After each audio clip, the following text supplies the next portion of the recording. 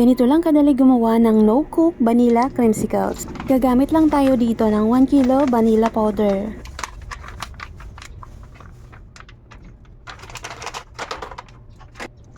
At gagamit din tayo ng 5 liters mineral water. Dahil no-cook nga po itong gagawin nating creamsicles, kaya gagamit tayo ng pampalambot. 2 lata ng 410 ml ng Angel Creme Tensada ang gagamitin natin. Kayo na po ang bahala kung paano nyo gagawin ang creamsicles nyo. Haluin lang ito ng maigi hanggang sa matunaw ang powder. Kung hindi naman po agad matutunaw ang powder, ay iwan mo lang muna ng mga ilang minuto at kusa na lang yan matutunaw.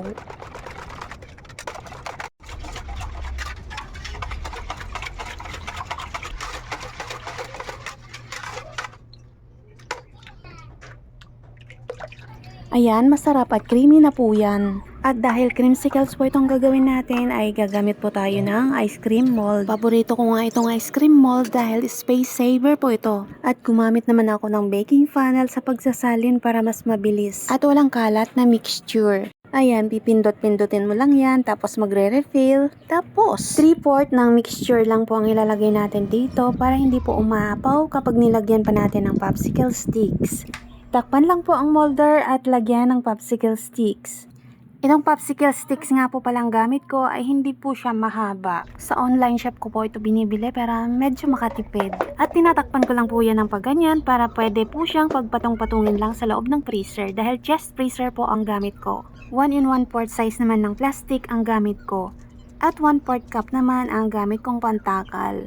126 pieces nga pala ng ice candy ang magagawa natin dito at 24 pieces naman ng popsicles or creamsicles. Sa mga magtatanong kung malambot po ba ito kapag kinain, yes po, malambot po ito. Kahit di na tayo maglagay ng gatas, malambot po talaga ito. Hindi naman siya kasing lambot ng nilalagyan ng cornstarch, pero hindi po ito icy. Maraming beses na po ako nito gumawa ng no-cook tapos hindi ko nilalagyan ng gatas.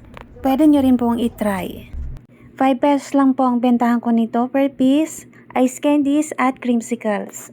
At kapag matigas na ito ay pwede na po natin itong i-unmold. Ibabad po muna ang popsicle molder sa tubig mga 2 minutes para mas madaling ma-unmold ang creamsicles. Makikita nyo naman dito, ang dali lang talaga ma-unmold. Sumasama pa nga sa takip. Medyo mahirap lang magtanggal ng takip kasi nga po, depende po yan sa popsicle sticks. Merong mapayat na popsicle sticks at meron din namang medyo mataba.